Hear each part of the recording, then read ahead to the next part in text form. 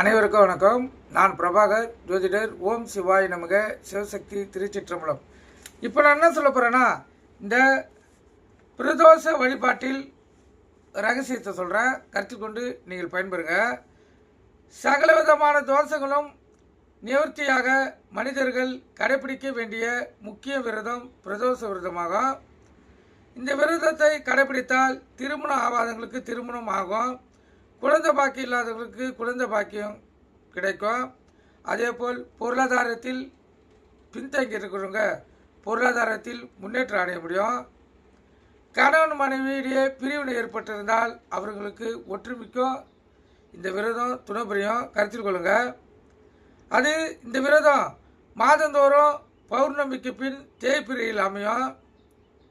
திரியோதசி அன்று மாலை 4:30 மணி முதல் 6 மணி வரை இந்த விரதத்தை கடைப்பிடிக்கலாம்.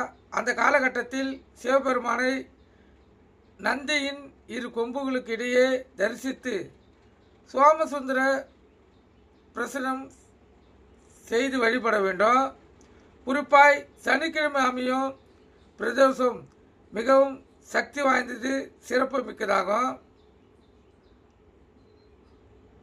தொடர்ந்தாற்போல் 12 பிரதோஷங்கள் உபதேசத்தை மேற்கொண்டால் 13வது பிரதோஷம் அன்று நீங்கள் நினைத்தது 100% நிறைவேறும் என்று முன்னோர்கள் கருத்து தெரிவிச்சிருக்காங்க. பயன்படுத்தி பாருங்கள், உங்களுடைய கோரிக்கைகள் நிறைவேறுதான்னு. ஏன்னா அந்த குழந்தை பாக்கியங்கள் இல்லாதவங்க, திருமணம் மிகவும் தள்ளி போயிருக்கிறவங்களாம் பயன்படுத்தினீங்கன்னா கண்டிப்பாக வாழ்க்கையில் உங்களுக்கு வெற்றி தேடி வரும். அதாவது நீங்கள் நினைத்தது நிறைவேறும். நீங்கள் கருத்து கொண்டு பயன்படுங்க.